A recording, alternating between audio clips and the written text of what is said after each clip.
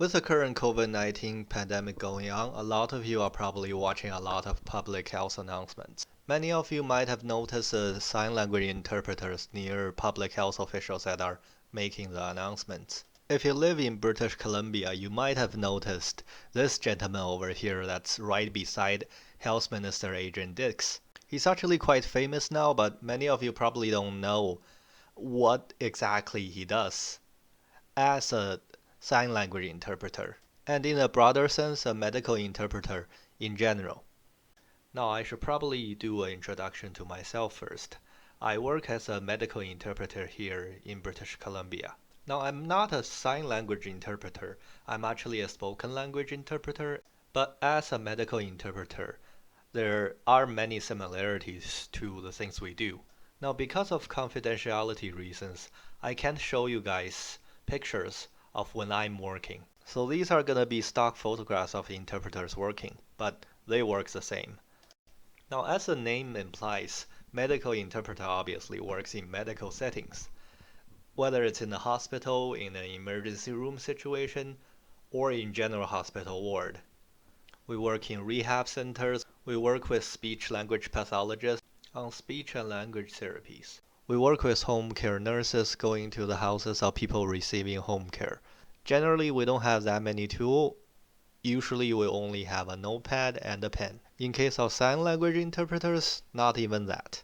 We deal with all kinds of situations, from young people getting a vaccine, to people recovering from injuries, to even the more difficult ones, such as an end-of-life discussion with someone who's terminally ill.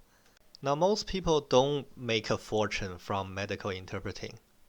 Most do it out of a feel of urgency and necessity, and out of an idea that you are helping someone who otherwise will have a more difficult time accessing healthcare.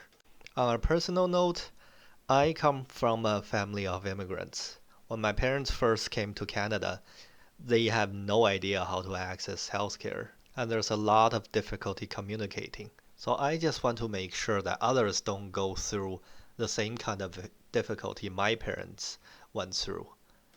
And as a medical interpreter, we are sometimes faced with the same kind of difficulty as a healthcare professional. Now, I don't know if you consider us a healthcare professional or not, but we are, in most cases, right on the front line, near the doctors and nurses providing care. And if anything, we might even be closer to the patient in terms of physical distance compared to an actual healthcare professional who's giving the care. So usually we are either here, here, or over here. So you can see our proximity to the actual patients. And with the current COVID-19 situation, it really puts us right in the front line of care. Now, we will be gladly doing what we're continuing to do, and that is help patients communicate with doctors, with nurses, with healthcare professionals. Either they speak a different language from the healthcare provider, or the fact that they probably couldn't speak at all, and we had to use other forms of communication, such as sign language and sometimes even written words.